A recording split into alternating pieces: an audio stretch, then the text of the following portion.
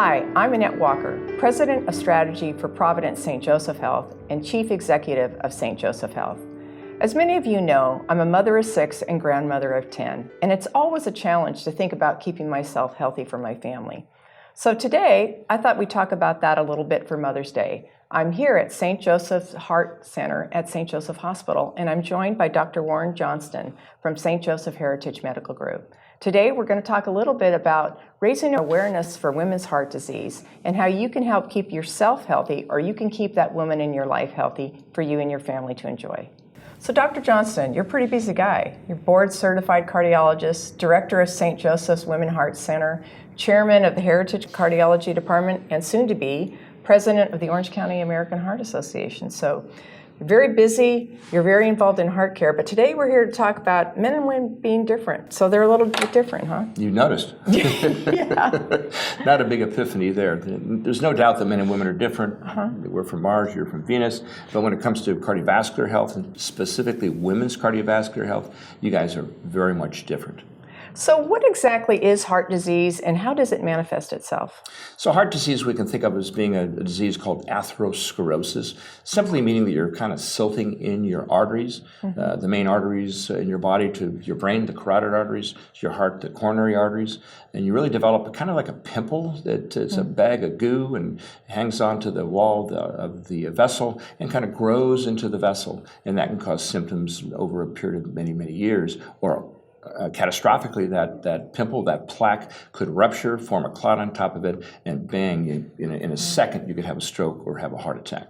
So as a woman, I have to say that breast cancer is very much more top of mind for me than heart disease. And well, neither is desirable. Which am I more likely to experience? Well, actually, cardiovascular disease. You're more likely to die of some form of cardiovascular disease, heart attack, or stroke than any other disease you could get. 6 times? Well, you're 6 times more likely to die of heart disease than you are of breast cancer. You're twice as likely as a woman to die of heart disease over any form of cancer. So cardiovascular disease is the thing that you should be really concentrating on to a large extent. And we have women with the pink ribbon, which is important, but I would say you want to fly the red dress for the red dress, maybe above that, and concentrate on that as well. So if you go back to 1908, that was the very first year that cardiovascular disease became the leading cause of death in women. And ironically, that was the first year we celebrated Mother's Day. Wow. Well, it's pretty fortuitous then we're talking about this today. So help us understand, why would women be more susceptible than men? That's a very good question. There's a number of reasons, actually. One, your risk factors are a little different. So you tend to have more diabetes than men. You tend to be more obese than men. You tend to exercise in general less than men. Your cholesterol panels are different. You have less good cholesterol, which protects you, and you have a higher amount of triglycerides and other fat in the blood that can be deposited. You tend to be caregivers. Therefore, you tend to yourself, you tend to your families, you tend not to tend to yourself all that much. And then the whole idea of stress. The world has changed for women. The 2 families now. You're going and you're working, you're coming home, and to a large extent doing the stuff that you did before. So that just adds to the stress of life. I'd certainly say many working women, many of the women that we're talking to today are working and have that complication of trying to manage all the family activities with work. Yep. And it is challenging, I'll agree with that. So what should we be watching out for in ourselves?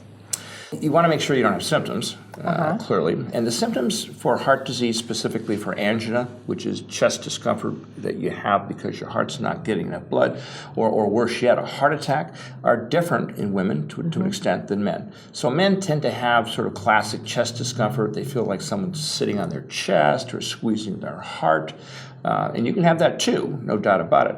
But women often present somewhat atypically. Their pain may be in their back, it may be in their shoulders, it may be in their jaw, it may radiate down one or both arms. It can be associated with nausea, vomiting, it can be associated with sweating, it can be associated with profound fatigue.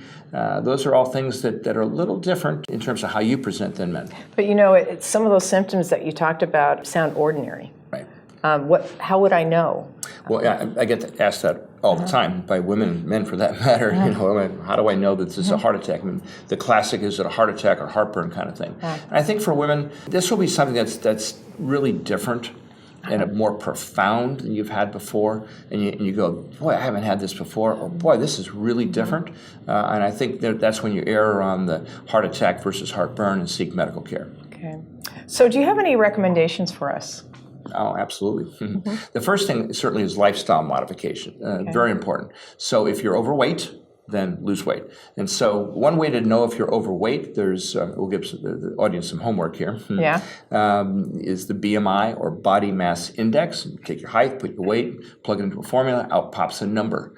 If your number is greater than 25, you're overweight, you need to lose weight. So that's very important.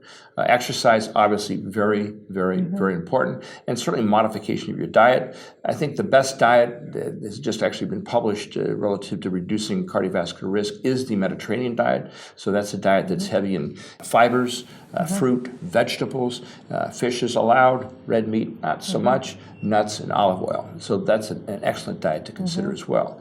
But beyond lifestyle modification, then you have to be concerned with the traditional risk factors for developing heart disease, which are hypertension, high blood pressure. Get your blood pressure checked.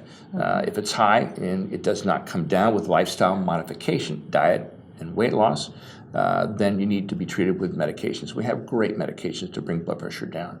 Certainly diabetes, we have an epidemic of diabetes right now. And that's because we have an epidemic of obesity, and that's causing so-called type 2 diabetes.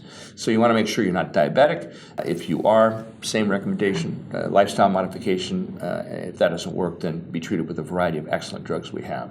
You need to know your cholesterol panel, and if your bad cholesterol is high, you want to lose weight and modify your diet, dietary intake. If your good cholesterol is low, you want to exercise more.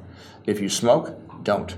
Stop smoking, because that's a huge risk factor. And women who smoke, by the way, are twice as likely to die of heart disease than lung cancer, interestingly enough. It sounds like you've just given us a prescription for our Choose Well program. Yes, know your numbers, do the lifestyle modification. So I know every employee of St. Joseph Health has access to Choose Well. So I hope you're all listening to Dr. Johnston's advice and taking advantage of Choose Well to modify and manage the things that you can to improve your health. Couldn't agree more. I will want to say one other thing, though. There is good news. Yeah? American Heart Association had an initiative to decrease the mortality from cardiovascular disease by 20% in 10 years. They actually, after 8 years, achieved that. In the last 10 years, the mortality from cardiovascular disease in women has dropped 30%, which means that 300 less women are dying every day of heart disease. So we're making progress. Well, that's great news. Thank you for being here today, Dr. Johnston. You shared with us such incredibly good information to help keep ourselves healthy. And happy Mother's Day to all of you, or to the women in your life. Thank you for being here. And thank you so much for being here as well. I wish you all happy Mother's Day. And I'd like you to do one thing for us. I'd like you to wear your Go Red for Women pin. I'd like you to talk to individuals in the elevator, your mothers, your daughters, your grandparents, about women's risk of heart disease. You can save a life by doing that, and it may be your own. Happy Mother's Day.